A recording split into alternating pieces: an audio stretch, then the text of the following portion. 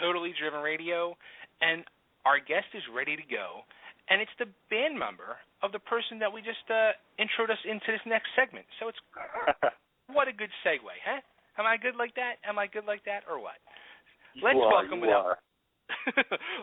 without further ado, the man, the myth, the legend himself, from Queensryche and Soulbender, the one and only Mr. Michael Wilton. Michael, welcome to Totally Driven Radio. Well, how's everybody doing at Totally Driven Radio? I hope you're all totally driven, and it's a wonderful time to check in with you guys. Absolutely. We are totally driven, and we are super excited to talk to you. And I'm a little, I guess I should, maybe smack myself or something, because it's like, I guess a couple of weeks ago when the promos started coming out for Soulbender, I was like, wow, I never knew Michael had a side project. I was totally shocked and floored by this. And then I start investigating, and you guys put this together over 10 years ago. Where have I been?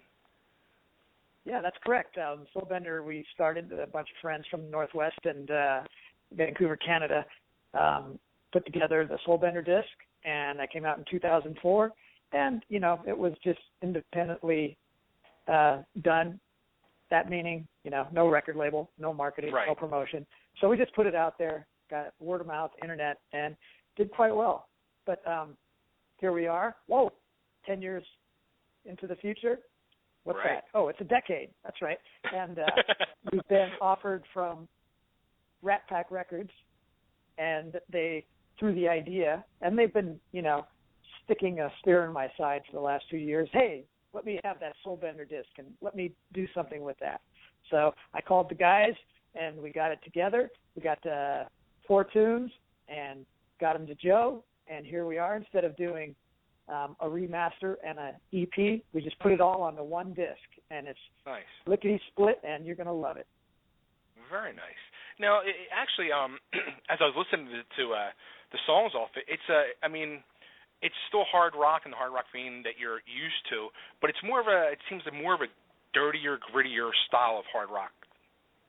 Yeah, it's definitely, the Northwest, Seattle, dingy, dark, rain-ridden, type of music, and it's, it has the darker progressive elements in some of it, and some of it's just, but the difference, it's just very in your face. Nothing too complicated, nothing layered too deep or anything. It's just, it is what it is. It's not perfectly recorded or anything. It's just true to what it is, and that's the way we wanted to have Soulbender be represented. Nice. Now, how about, what was the decision to start doing Soulbender in the first place? Was it just like everybody else now in this day and age, or having multiple projects, or boredom, or you just had this something that you wanted to get out?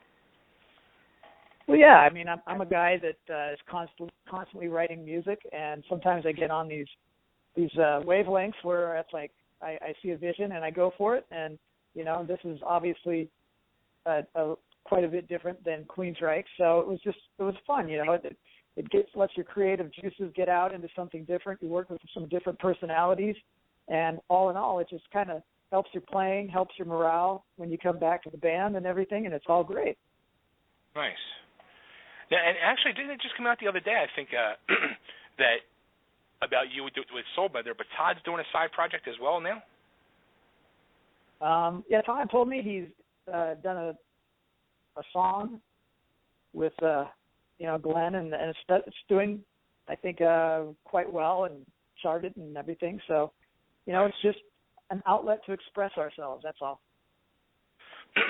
Do you think, going back to the day of the heyday of the '80s, where it was almost forbidden for you guys to even think about doing a side project? It's like you said now, where you have that freedom to do it, and it kind of recharges your batteries to come back to your main focus and be refocused on that and rejuvenated, or you know what I mean? Yeah, well, the '80s were such a special time, especially for Queensryche. We were cutting our teeth on everything and exploring the whole music world and touring the world with some great bands, and we really learned the ropes, and and it was a process of one tour at a time, one album at a time, and just working really hard on the road and building our fans and just playing our asses off. Yeah. Now, with the Soulbender, like, when you guys go into the studio and do this, is it weird for yourself, like, for so many years being in the studio with the Queensryche guys, to, like, look across the studio and not see, like, you know what I mean, like Scott sitting there staring at you in the face, or, you know what I mean? No, I mean, it's I'm kind of at the controls when Dave Groves is playing guitar, and, I enjoy watching him play, man. He's a virtuoso. He's really great. Quite a bit different than the way I play, but just still, it's a great chance to, work with some other guitar players that are really great at the craft, and Dave Groves happens to be one of them, and he's a good friend of mine. That's awesome. Now, will you guys be doing any shows or anything with the Soulbender? We did a rough, small little tour in the 2004, and I think we made it down to Las Vegas, and that was about it. And then, I think my day job took over. But these days, it's we're all a bit older, and these guys are really into their personal lives, and so it would have to be the right circumstances, an offer we can't refuse, basically, and then I'm sure we could get something going. Right. Is that kind of tough, though? Like, I know, like, when I played in a band and, you write music and get music, especially new music, that you want to be heard. And now it's like you won't have the chance to really get out there and play that live, even if it's just a couple small shows. Does that kind of bother you at all? No, not at all. I mean, like I said, I've had a whole career of writing song, and I've constantly been writing, so there's no depletion of any songs in my department. So, and I've been doing this for as long as I can, thank God for recording mediums, because I don't remember half of them. So but it's for the love of the moment and how it connects to your friends, and then how it connects to the fans. It's just it's something special. It's kind of an addiction and a rush, but I love doing that, and I love the fact of creating and writing music is really special, and it's just as special as 50%, just like playing and performing the music. Now, do you approach writing the music for Soulbender any different than you would for Queensryche, or? Oh, I just get in a mindset. I get in a Seattle vibe, in a big cloud of smoke. No, just kidding. And and just go in. I use different guitars, different amps, and that just kind of sets the tone, and it gets me in that mood. So, and it's strange. It's almost like a color scheme, Queensryche is a certain color, and Soulbender's a certain color, and I have another project called Ratchet Head, and that's a different color. So it's like I just, turn my knob to the color I want, and I just go with it. Oh, that's wild. So, all right, so they can pre-order it now, or is it out now, the album? No, it's going to be out on Rat Pack Records and wherever else their distribution goes on September 30th. So put that on your iCalendar, okay? Very, very good. Go to ratpackrecords.com, and they have, which was one of the questions I had lined up too, was, they have all the different packages, which they always do over at Rat Pack Records. And one of the ones is where you actually personally call the people that ordered the disc. And I was thinking to myself, like, what do you think is going to be the number one question most people will ask you? Oh, I have no idea. I mean, I thought about this, and I go, am I really going to do this? And I go, wow, this is kind of cool. I wish I could pay some dough and have Jimmy Page call me. Yeah, right. Would that be who you'd want to call you? If you had the choice to guitar players, would that be your number one choice? Sure. I mean, I've met the man before. He's a great guy, and but anyway, it's just the whole premise of it and the idea of it. So, it'll happen. I've blacked out a day to do these calls, and I'll keep them to my word. Nice. Very cool. And also with Queensryche, now you guys are still writing for the new album, and when can we expect that to be out?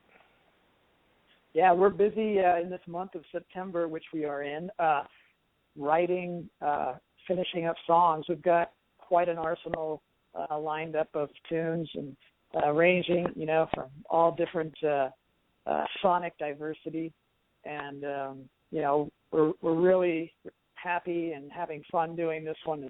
It's just a creative, birthday of almost some sort. It's like, wow, we all five think the same. We're all cohesively linked, and it's just a great time. And all that underlying tension is gone, and we are ready to bring you the next Queensryche album, and it'll be a step beyond the one we just did. That's awesome. Yeah, I was thinking it's got to be such a better position for all you guys right now, not to have with the pending lawsuit and all that other stuff from the last couple of years. Yeah, it's all passion now. We're taking our time. Yeah, we're taking our time now. The record company is like, just do the record and when you feel it's done, then we'll put it out. So nice. And if you're looking for a time, it's going to be early 2015. Maybe spring or something, okay, right in that area. That's kind of a safe bet. But we're working really hard. We're diligent. We're really motivated. So we'll see what happens. But, to get the whole thing going, to get the whole machine going and get everybody involved that needs to be involved, it's quite an undertaking and quite a task. Sure. And it's all about timing and everybody being available and all that. So, but we'll say like first quarter of 2015. Cool. No, and one thing I always wondered too, with everything that was going on with all that, did you or anybody else in the band ever reach out or talked with longtime member Chris DeGarmo about the situation and get his input on what he felt was going on? Or well, let me explain. My situation with Chris. I mean, he's a high school buddy. We've been friends throughout basically life, and right. To this day, we still hang out all the time. Our families are really close, and we hang out, we golf together, and we just go out and chill and everything. And occasionally he'll ask, "Hey, what's the drama going on this week?" That kind of stuff. But he's very private, and he does what he wants as far as music, and he still plays music. He's still writing and does stuff, and but it's, I think our friendship is beyond that. Right. We're more of just friends for the long time that we've known each other, and so the whole Queensryche thing is kind of in the past for him. So, but that's pretty cool, though. We have some good times. And just a couple of weeks ago, we went golfing and we hung out, and then the other night, we went out with some friends, and just very, very easygoing. And nice. So yeah, the relationship's there. He heard the album though. I gave him a copy, and he listened to it and shook my hand and said, "Congratulations, that's really good." That's awesome. And he's a fan of Jim Barton, who recorded our album, and he was really pleased to hear Jimbo's hands on the mixes, and it was just a breath of fresh air, I think, a sigh of relief. Very cool. So it's a couple old buds hanging out, drinking some whip ale, and telling war stories and moving on in life. It really is, it's, and that's the way I keep it. People are always asking, "Is he going to come back? Is he going to come back?" I don't know, and I'm not going to ask him. I'm not going to pressure him. If he wants to, he can tell me. Right. Wow. Very cool. All right, well, you know what? One other question before I let you go. Actually, Sure. Two questions. One, I'll give you one good question and one just a simple task. But being you guys are, from Seattle, what was your feelings back in the heyday of, in the 90s of grunge, when grunge was coming and exploding, Seattle was blossoming, and then you guys from the era of the 80s were taboo? yeah, we were all kind of, leather, jeans and leather, and then all of a sudden it was flannel. Right. It was a change, probably a change that was needed in certain aspects, but all those guys, we kind of knew them indirectly. We all kind of hung out in the early days in the rehearsal halls down in downtown Seattle, and Queensryche just made it, a little earlier than they did, but they had their time, and so we knew all those guys before they became like Alice in Chains and Soundgarden and that stuff. So, but I think maybe music is getting a little stagnant, and maybe this was needed. So, right. But boy, the whole fashion industry sure took a hold of it, didn't they? Well, how about it's funny because I just looked up too after I answered the phone when you called in during the commercial break. I was like, wow. The first time I saw Queensryche, I looked it up real quick. I Googled it.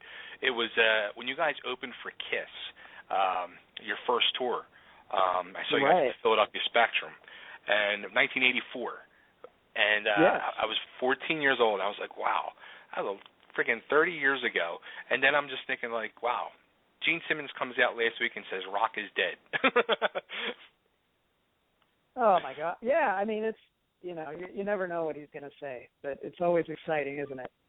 Absolutely. I mean, but hey, look at every commercial on TV. What's the music that's playing behind it?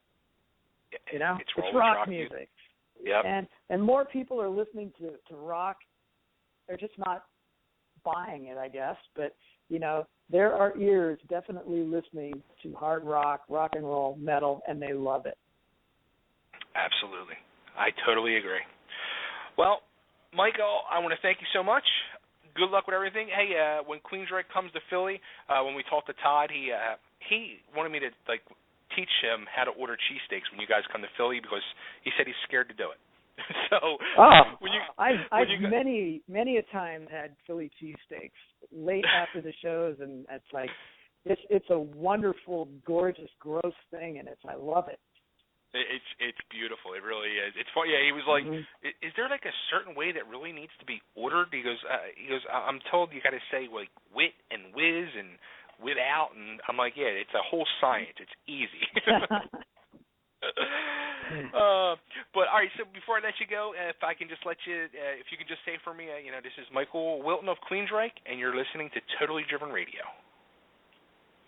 Hey, this is Michael Wilton of Queensryche, and you're listening to Totally Driven Radio.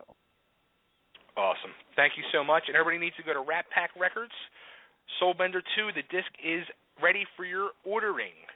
And if you pick the right package, Michael will call you personally and thank you. And it's got 4 brand new songs. It's got the first album. It's the complete package.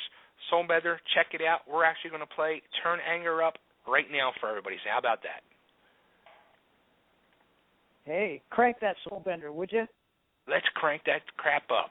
Michael, thanks so much. Have a good night, and take care, and hope to see you soon. All right, rock on. Rock on.